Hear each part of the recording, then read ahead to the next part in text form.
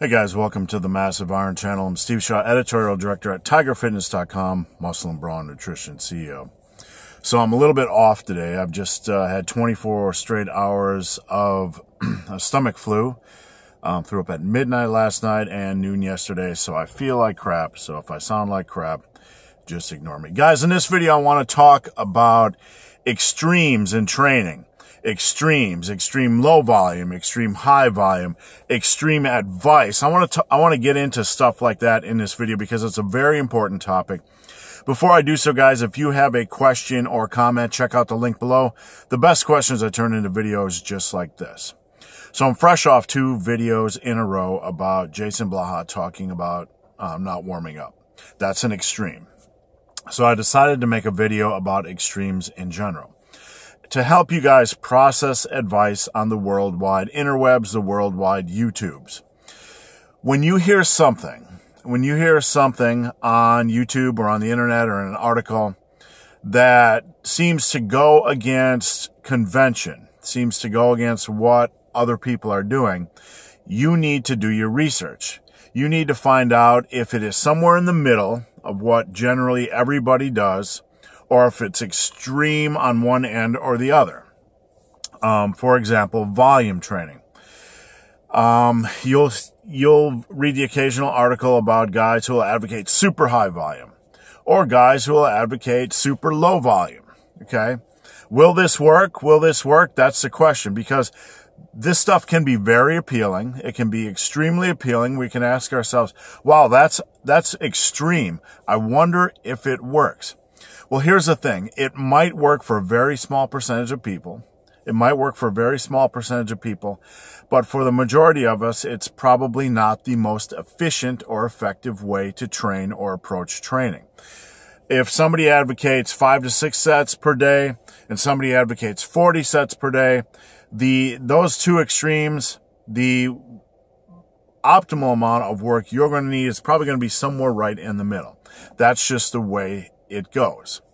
If somebody gets on YouTube and advocates no warm-up sets, and then somebody advocates like 20 warm-up sets, between these extremes lies the truth.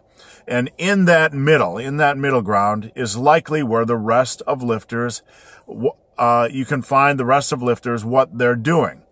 Volume, we can talk about warm-up protocols like foam rolling and stretching and prehab and rehab and all that kind of stuff that can literally take you an hour warming up in the gym. This is a pretty good topic.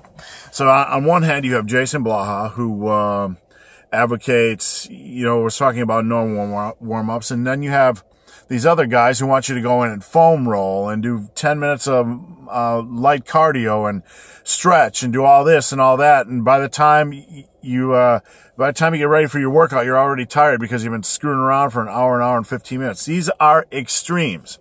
They can be very appealing because you'll read these articles about training protocols, extreme training protocols, or extreme warm-up protocols, or extreme cardio protocols, and you're telling yourself, that seems appealing. I wonder if it works.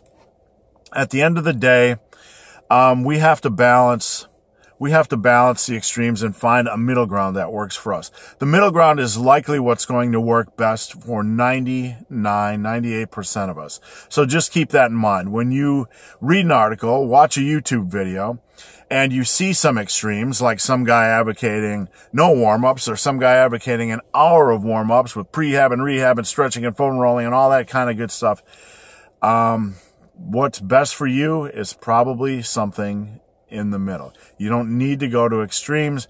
Avoid extremes. If you look at the history of lifting, every lifter I've known, I've ever run into, thousands and thousands of interviews and training with people, they all do warm-up sets.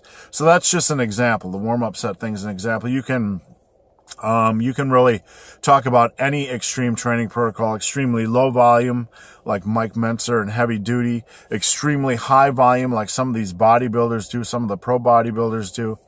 You can talk about really any extreme. So just try to find the middle ground, and in the middle ground is likely where you will find your sweet spot. So guys, hope this video has been of some help. If you have any questions or comments, check out the link below. If you've made it this far in this video and have yet to subscribe to my channel, please do. I'd appreciate the support. So guys, as always, thanks for watching. I don't know what's going on. Throw it and have a good day.